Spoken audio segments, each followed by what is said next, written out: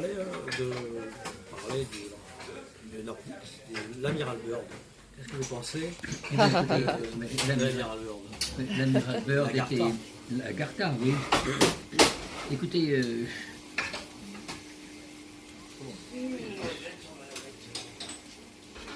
la visite dont parle l'amiral Byrd auprès de gens de l'intérieur, c'est le cas de parler de gens de l'intérieur, la terre, est tout à fait dans, oui, est tout à fait dans la tradition, dans la suite d'un ouvrage qui avait paru, je crois, aux États-Unis, une histoire de pêcheur qui était norvégien, si je me trompe, qui à la fin du 19e siècle avait été donc même aspiré, si je peux dire, au pôle Nord, était entré donc dans le centre de la Terre et parlait, comme je disais l'autre jour à notre ami,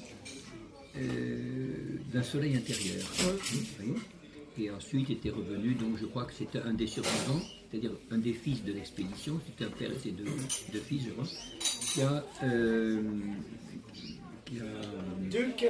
qui a été rencontré par un auteur et donc a donné l'occasion de cet ouvrage. Sur Byrd même, bon, je dis ça sans aucune polémique, mais je crois que c'est un phénomène assez courant aux États-Unis, commun si je peux dire. Il appartenait à une loge de New York, vous savez, je l'ai vu sur un papier qui lui appartenait, publié. Hein. Et il est certain que quand même, comme dans toutes ces organisations, il y a une certaine discipline, à la fois consentie et obligée. Bon, comme toute discipline dans une classe, un élève est à la fois obligé de faire ceci et on les contraint, disons, par la présence même de l'autorité. Je crois aussi il faut dire comme un militaire, il était astreint quand même à certains serments d'obéissance, vous voyez.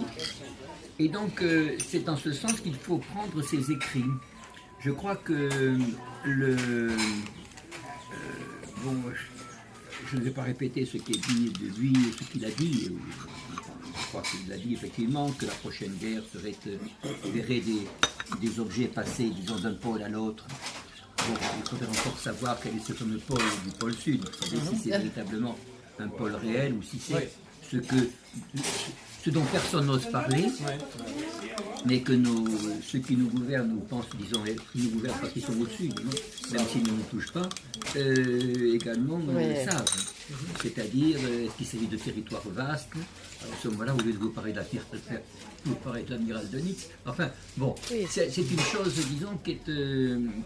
il est très difficile toujours de trouver évidemment les origines des textes, mais disons que les pensées, souvent, les pensées et les opinions sont aussi importantes que les textes.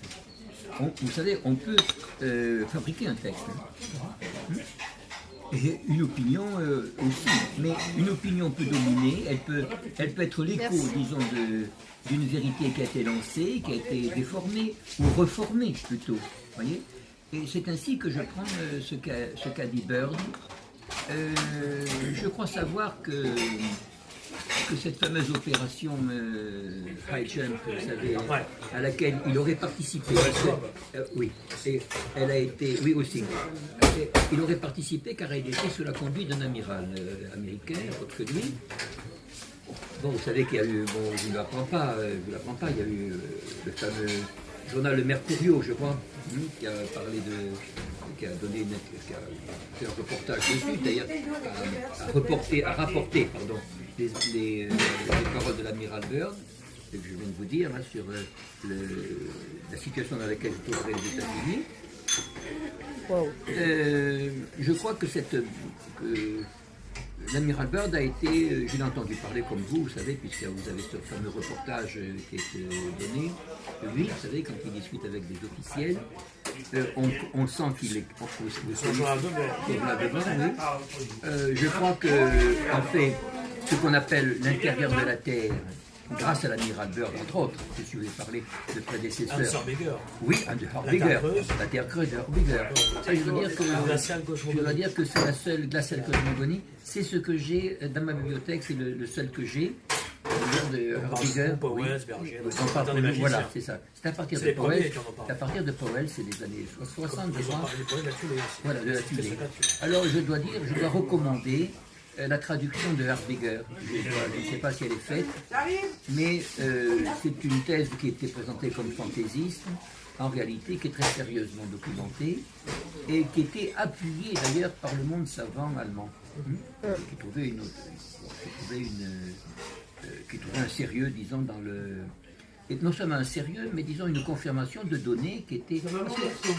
On a l'habitude de parler d'une personne, comme s'il y avait, si je puis dire, dans un désert, il y avait tout d'un coup, on entendait un bruit, et c'est une personnalité qui parlait. Non, la culture n'est pas un désert, vous avez plusieurs personnes, et puis vous avez une personne qui émerge, mais qui ne peut émerger que parce que vous avez des efforts, un certain agrégat, si je puis dire, de personnalité, mais qui s'agrège, qui forme une substance, si je puis dire. C'est-à-dire qui porte un homme à rassembler des énergies autour de lui. Et d'ailleurs, cet homme ne pourrait parler, comme l'a fait Herzberger, que parce qu'il y avait une énergie autour de lui. Je ne parle pas d'une spirituelle, mais une énergie de cerveau, voyez-vous. Et cette terre creuse, à mon avis, a été établie, c'est le grand mérite de Verve par ses propos. Il n'a pas du tout infirmé cela. Vous savez, je ne vous rappelle pas qu'on a attribué le suicide de Forrestal, le secrétaire de la guerre, à cette découverte du monde intérieur, etc. Et bien sûr, je suis en Allemagne les efforts de, comment il s'appelle,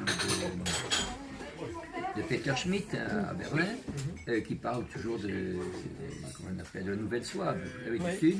Et je dois dire qu'évidemment,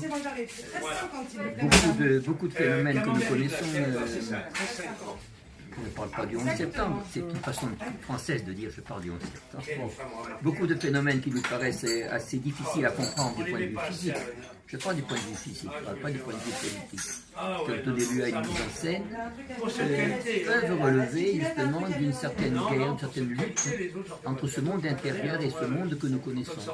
Entre nous-mêmes qui sommes à la surface et ceux qui sont à l'intérieur.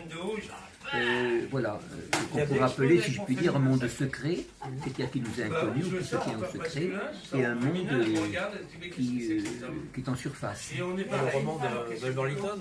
Oui, voilà, mais exactement, la race à venir, la race à venir. Lui, il a été précurseur. Oui, j'ai son livre. Oui, je ne sais pas, mais l'autre, le premier, je l'ai à la maison, oui, sur la race à venir, je reconnais que c'est une... Je reconnais que cette thèse est une thèse tout à fait vraisemblable. On avait l'habitude, vous savez, je vous parle comme dans la philosophie, on parle aujourd'hui de l'homme, mais on avait l'habitude de parler autrefois de l'être rationnel. C'est différent. L'homme est une formation particulière de l'être rationnel.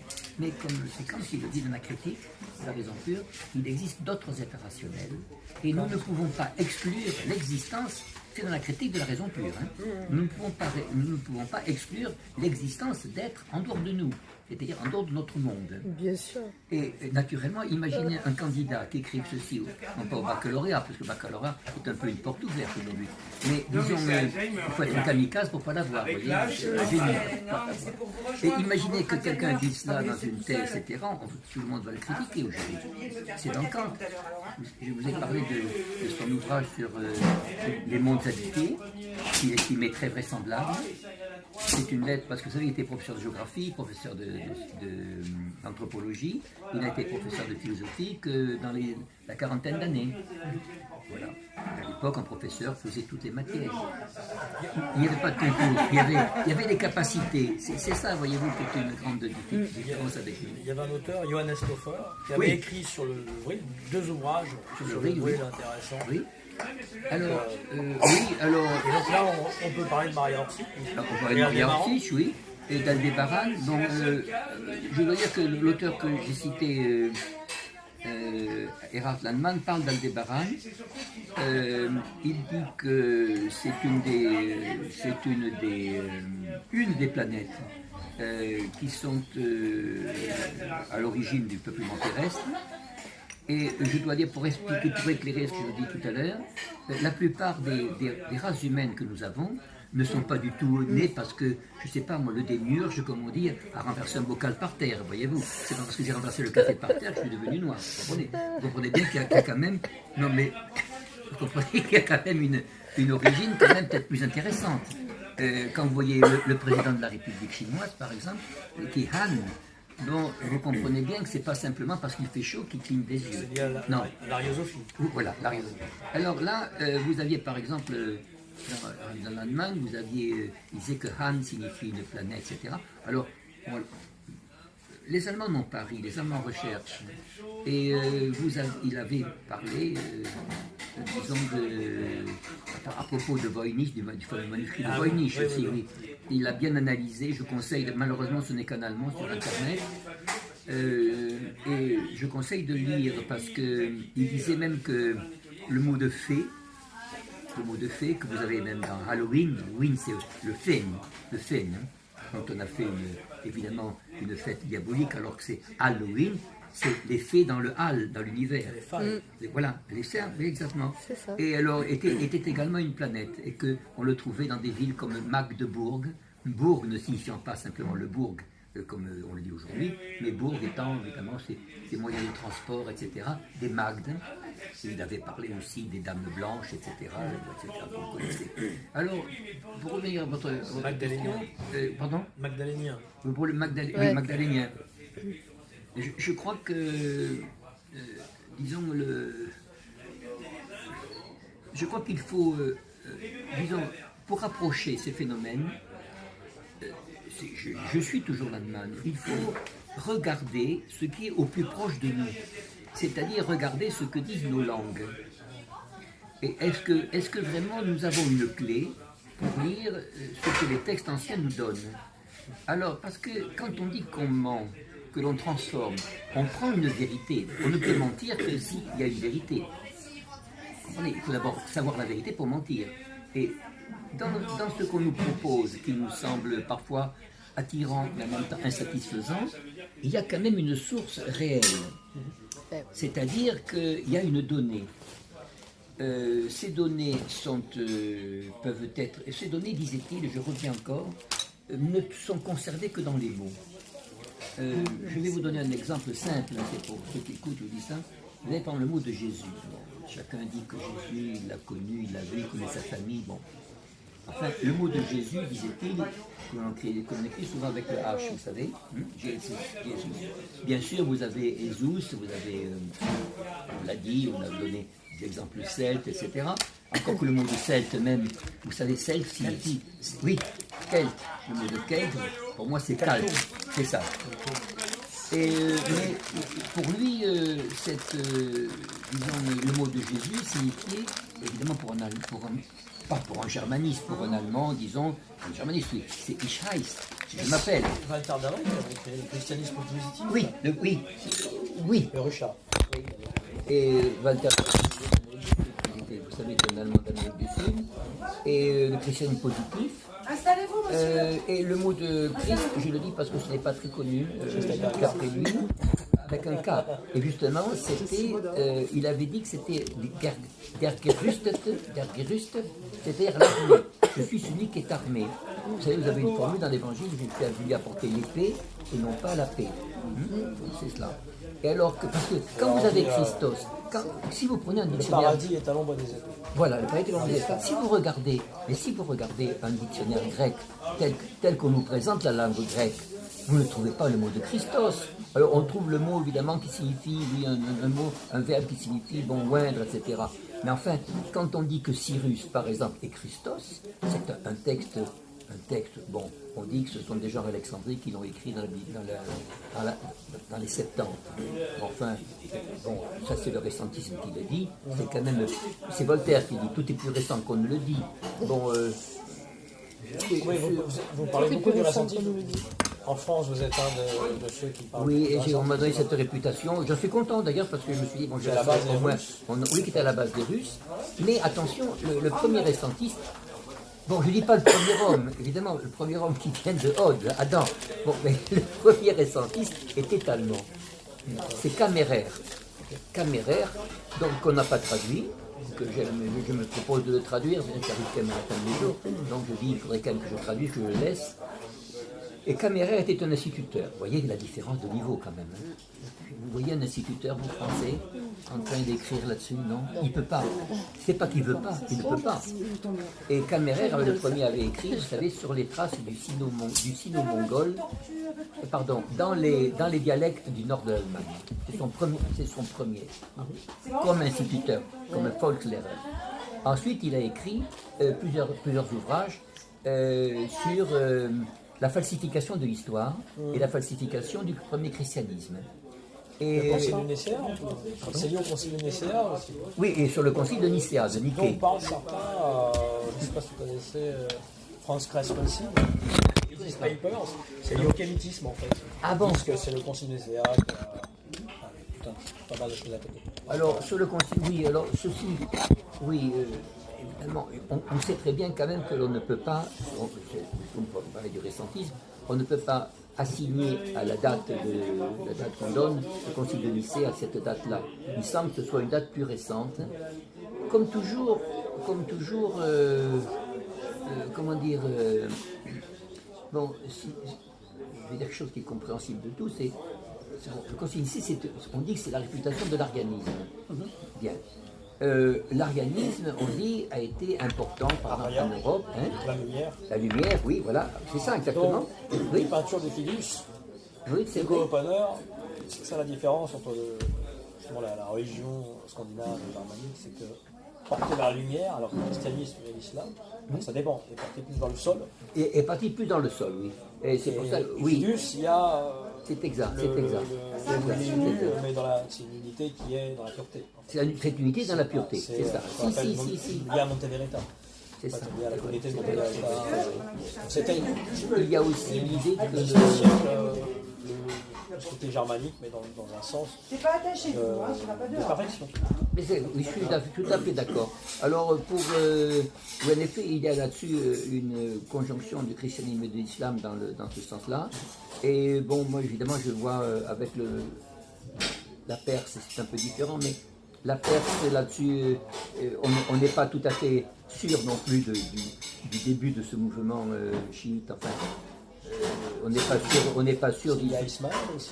Et à Ismaël, c'était du Ismaël. Ce sont des Ismaéliens. Les sourates secrets dont on parle très Oui, peu. dont on parle très peu. Oui, je vous remercie C'est de le dire. l'islam ésotérique. C'est l'islam ésotérique. Ça, c'est Les alchimistes arabes ont appris. Oui, Autant oui, oui, ont appris. oui. Ils ont aidé. Alors on prétend, ça c'est l'apport du Achichin, le dieu de la montagne. que c'est, oui, je vais dire deux choses, sur le dieu de la montagne, sur les assassins. Ouais, ça. J'ai un de mes amis qui était journaliste encore en fonction en Iran, qui habite justement au lieu des assassins. Et d'autres qui sont au côté du mouvement qui est ismaélite, donc en haute estime. Et vous avez, comment dire, Après, je vais demander si on a encore des codes ou si on a déjà donné un. ça c'est une information que j'ai prise dans l'Allemagne. Le mot de catholique, il le met en relation avec le mot que nous dirons en français de coteleux. C'est-à-dire, c'est une sorte de plaisanterie qu'il estimait être d'origine asiatique, enfin disons centra-asiatique, tatar, de l'Empire tatar, envers ces chrétiens. Vous voyez? Et je dois dire que comment dire,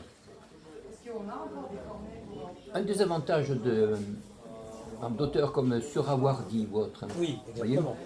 c'est justement On de est proche de puiser, Gurdjieff. Parce que on est proche de Gurdjieff, C'est ça. de puiser à cette source.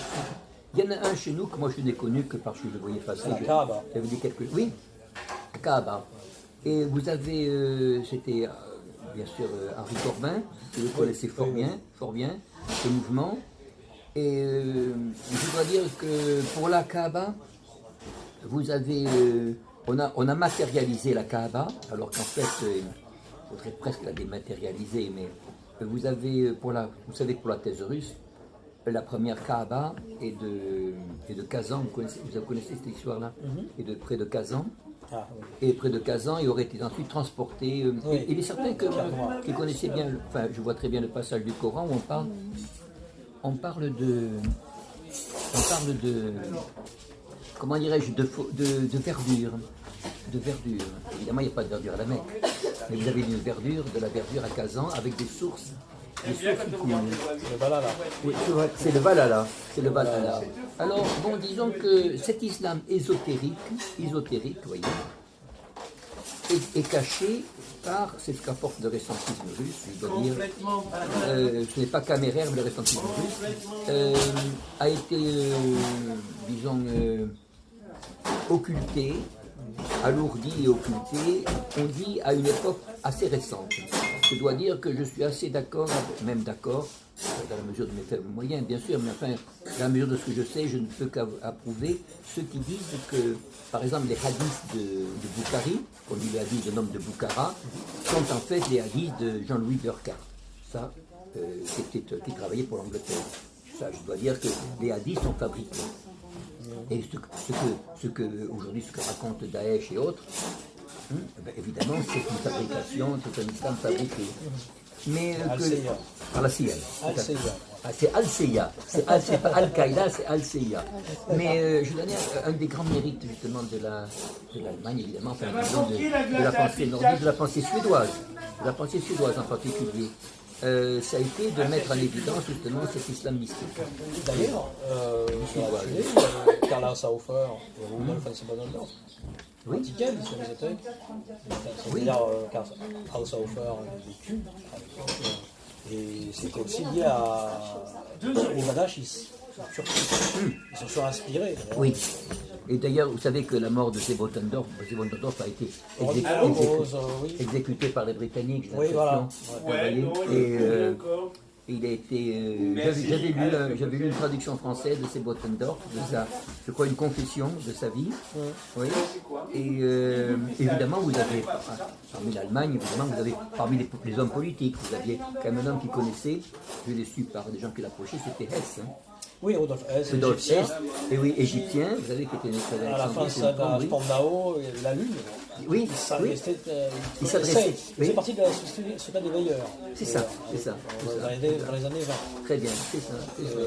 Et notamment, on parlait tout à l'heure de Jonas Stoffel, il faisait partie de l'Allemagne à venir. C'est l'Allemagne à venir, oui. L'Allemagne à venir, oui. Vous avez connu quelqu'un qui a connu personnellement Maria Orsi? Oui, j'ai connu quelqu'un. Ah oui, elle existe vraiment, puisque j'en ai parlé à un de mes amis, Ivan Nemet. Nemet, ça signifie l'étranger. Enfin, en slave, disons, enfin, est un homme qui, de la famille, une partie venait de Bordeaux, enfin, au XIXe siècle, s'est installé, et puis je l'ai connu, puisque j'ai toujours soutenu la Croatie, patriotiquement, et le pays du damier. Le damier, vous savez que le damier, c'est le damier blanc et rouge, et que blanc et rouge désigne en Iran, je vous donne, vous s'occuper de ça, désigne le nord et le sud. Et beaucoup de gens dans la campagne, disons dans la bourgeoisie ou en Croatie, influencés par un nommé Kvaternik du XIXe siècle, je crois, disent qu'ils descendent c'est une tradition, disent qu'ils descendent des Perses, à travers la Caspienne. Vous voyez ? Évidemment, comme nous, on est toujours rivés au trapèze perse, au trapèze serbe depuis 1914, évidemment, on n'en parle pas. Et je dois dire que je parlais de Ortiz à l'époque, me demandant si c'est une personne réelle ou si c'est une personne un peu, disons, non pas mythique, mais enfin un peu de ce genre-là. Il m'a dit non, il m'a dit elle était très connue, il m'a dit chez nous, et mon père m'en parlait, et c'était elle était croate, elle m'a dit non, elle n'était pas croate. Et il a insisté, il dit elle était autrichienne. Parce que là-bas, dire que vous êtes autrichien, c'est être croate à un niveau beaucoup plus important. Les auteurs autrichiens qui ont influencé, c'est Jan Lanz von Belbecks, Guido von List, Orban et Ostara. Non, je dois dire que je donne l'exemple. Était inspiré aussi. Je donne l'exemple d'Ivan, que je vais revoir d'ailleurs, j'ai parlé depuis longtemps, depuis la mort de sa femme, et je le revois au mois de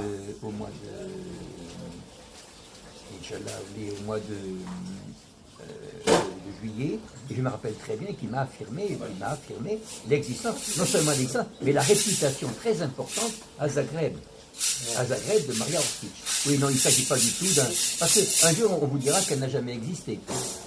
ou que c'est un fantasme, une production. C'est comme les confessions de l'espion britannique.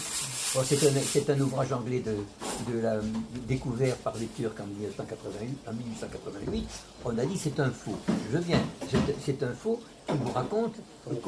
Oui, exactement. Qui vous raconte comment on va détruire l'Empire ottoman et ensuite l'Empire de Perse. Bon, ils ont détruit les deux.